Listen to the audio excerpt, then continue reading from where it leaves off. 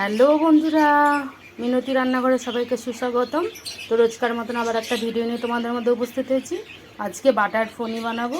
তার জন্য আমার থাকছে পনির, আমি কেটে রেখেছি চৌকো করে, টমেটো পেস্ট, কাজু বাদাম, পোস্ত, চালমগজ পেস্ট, এখানে আছে আদা, জিরে, ধনে আর কাঁচা লঙ্কা paste, chilli flakes, green chilli, tomato sauce, এগুলো আমি নিয়েছি।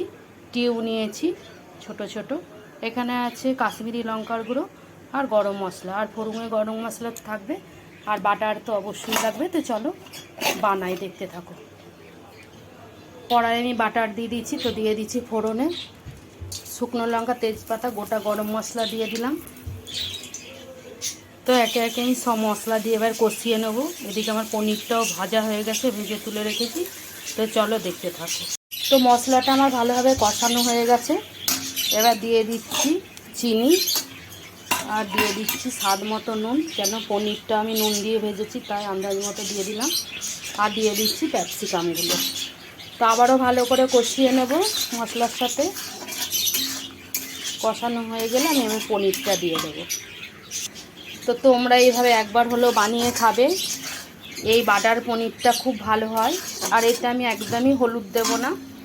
তো আমি তো নানপুরির সাথে এটা দেব, আমরা নানপুরির সাথে এটা সার্ভ করবো, খাবো।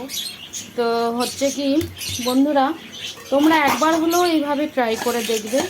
তো দারুণ হয়, টেস্ট খুব ভালো হয়।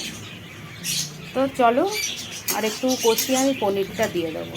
তো এই যে বন্ধুরা, আমি এবার পনির সাথে ভালো করে মশলার সাথে কষিয়ে নিচ্ছি। দিয়ে আমি গরম জল দিয়ে দেবো পরিমাণ মতো। তো এটা বেশি ঝোল ভালো লাগে না, ঝোল বলো চাই গ্রেভি বলো, মানে অল্প অল্পই ভালো লাগে। তো যে যার পছন্দ মতোই ঝোলটা রাখবে। আমি গরম জল দিয়ে দিলাম, দিয়ে আবার আমি কিছুক্ষণের জন্য চাপা দিয়ে বানিয়ে আর নামাবো। আমি গরম মশলা দিয়ে নামিয়ে নেব। তো চলো দেখতে থাকো।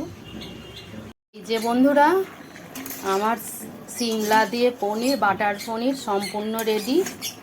সিমলা বলো চাই ক্যাপসিকাম বলো। তো চলো নামিয়ে নিই। তো এই যে বন্ধুরা, বাটার পনির সম্পূর্ণ রেডি আমার। ভিডিওটা ভালো লাগলে লাইক, শেয়ার, কমেন্ট করো। আর একবার হলেও তোমরা বানিয়ে খেয়ে দেখো। আমার পাশে থেকো। টাটা।